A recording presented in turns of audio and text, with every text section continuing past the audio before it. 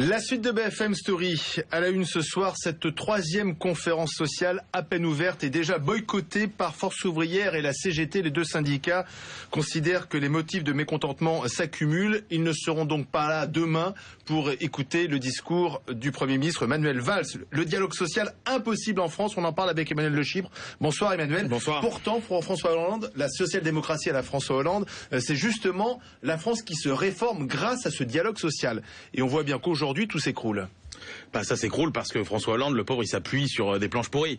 C'est-à-dire que le dialogue social, en France aujourd'hui, il ne fonctionne pas au plus haut niveau. Il fonctionne très bien à la base. C'est-à-dire que quand dans les entreprises, les syndicats et les patrons doivent se mettre autour de la table pour négocier, ça se passe quand même souvent bien. La CGT, par exemple, qui signe très peu d'accords au niveau national, elle en signe beaucoup sur le terrain. Donc sur le terrain, ça se passe très bien, mais ailleurs, quand on fait ces grandes messes et qu'on espère que, il y ait des réformes qui tombent d'en haut et qui soient issues de ce dialogue social, on se trompe complètement. C'est un dialogue social. C'est la guerre civile. Alors c'est un dialogue social qui est bloqué. Il y a plusieurs raisons. La première, c'est une raison conjoncturelle, qui est très simple. Il n'y a pas de grain à moudre. Comme aurait dit André Bergeron, les entreprises, elles n'ont rien à distribuer. Aujourd'hui, on est à des niveaux de rentabilité qui sont au plus bas depuis le début des années 80. Donc les entreprises n'ont pas de marge de manœuvre. Il y a le problème de la représentativité. 5 syndicats de salariés, 3 syndicats de patrons. Dans la plupart des autres pays, vous avez maximum 2 syndicats pour les patrons, 2 syndicats pour les salariés. La conséquence de ça, c'est que vous avez une rivalité entre syndicats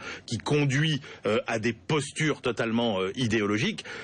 En plus, vous n'avez plus d'idées nouvelles. Aujourd'hui, il faut être honnête. Dans les syndicats de patrons comme dans les syndicats de salariés, on est sur des positions philosophiques, idéologiques, qui datent du XXe siècle, si je suis gentil, voire du XIXe, si je suis méchant, mais qui sont totalement éloignés des préoccupations des salariés d'aujourd'hui. Le dialogue social, il ne fonctionne plus à cause de quoi? Parce que si on entend les arguments de la CGT et Force ouvrière, ils disent, écoutez, Emmanuel Valls, depuis qu'il est aux affaires, il dit oui à tout ce que veulent les patrons, et les salariés, c'est l'austérité. Alors, il y a tous les facteurs qu'on a évoqués et qui sont inhérents finalement au paysage globalement syndical français, syndicat de patrons comme syndicat de salariés.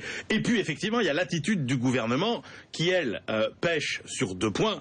La première, c'est que le gouvernement fait des annonces dans une direction, mais prend des mesures qui vont dans l'autre direction. Ce qui fait que les annonces, c'est ce discours très favorable aux entreprises, et ça déplaît profondément aux syndicats de salariés. Et puis derrière, c'est les mesures qui sont contradictoires avec les annonces. C'est quand vous dites que vous voulez faire de la simplification et que vous faites le compte pénibilité, que vous dites que vous voulez alléger les charges des entreprises et que par derrière on en augmente. Donc personne n'est satisfait. Plein de petites, et donc personne n'est satisfait, surtout qu'en plus ce gouvernement, il a tendance à reculer très facilement, et que donc quand un gouvernement recule très facilement sur les intermittents, quand il recule sur la pénibilité, évidemment c'est un chiffon rouge qu'on agite et on attise les revendications. L'équilibriste François Hollande a dit un instant donc en ouverture de cette conférence, à la fois côté syndicat pas de surenchère, et puis côté patronat, il faut maintenant de vrais résultats.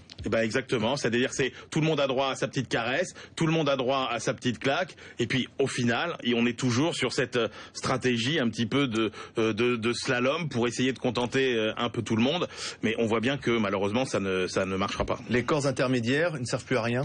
Non, aujourd'hui ils sont largement dépassés. Ils sont dépassés par la nouveauté des problématiques économiques auxquelles ils n'ont pas su s'adapter. Prenez le discours sur le SMIC, par exemple. Il n'est pas normal que le patronat n'ait que comme solution à proposer la baisse du SMIC, alors que dans d'autres pays, il y a des solutions différentes, nouvelles. C'est-à-dire que les syndicats aujourd'hui, ils ne savent pas rebâtir les règles du jeu. Ils ne savent que être très rigides dans le cadre des règles du jeu actuelles, mais il faudrait avoir de l'imagination pour essayer d'inventer des nouvelles règles du jeu en commun. Et ça, malheureusement, ils n'en sont pas capables aujourd'hui. Merci Emmanuel pour ce décryptage. À suivre cette conférence sociale, on sera sur place avec notamment Jean-François Roubaud pour la CGPME. Et puis Brétigny, le rapport accablant.